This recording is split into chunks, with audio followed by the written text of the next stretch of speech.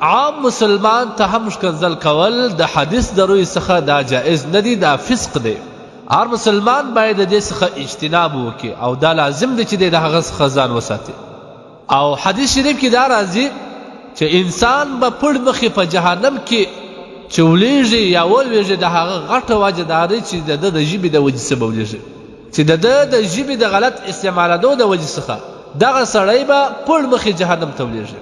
بل روایت کې راځي نبي علیه الصلوة والسلام فرمایي چا چې ما ته د دوو شیانو ضمانت راکړي زه هغوی ته د جنت ضمانت ورکوم.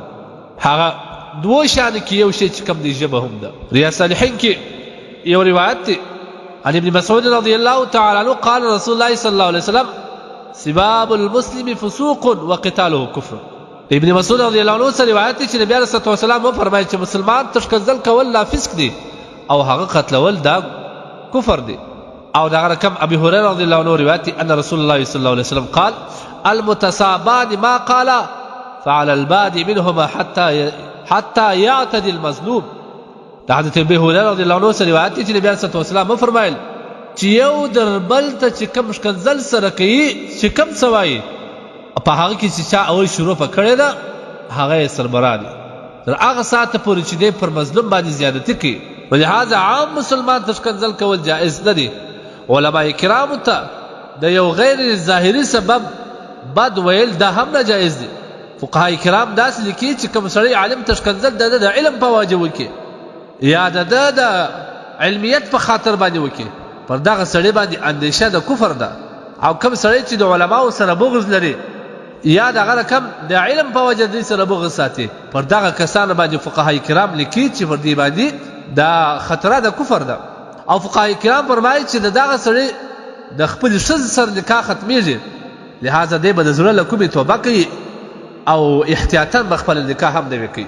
لهذا علماو ته بغیر د عذره، یعنی مطلب د عذر مطلب دا چې شخصي دښمني د هغه سړي د ده د شخصیت په وجه باندې ستا یو تضاد وي، لیکن که د ده د علمیت په خاطر، د ده د علم په خاطر، د ده د قرآن یا د ترجمې بیانولو په خاطر، د ده بیان په خاطر باندې که یو چا ته د علم په خاطر ښکنځل وسي یا د هغه سره بغض وسي پر دې باندې خطره د دې ده چې د امام څخه د ایمان خطره ده. په دې مجموع الانهور کې حواله داسې ورکړې ده وفي الفزازية فالاستخفاف بالعلماء لكونه علماء استخفاف بالعلم والعلم صفة الله تعالى فضلا على خيار عباده.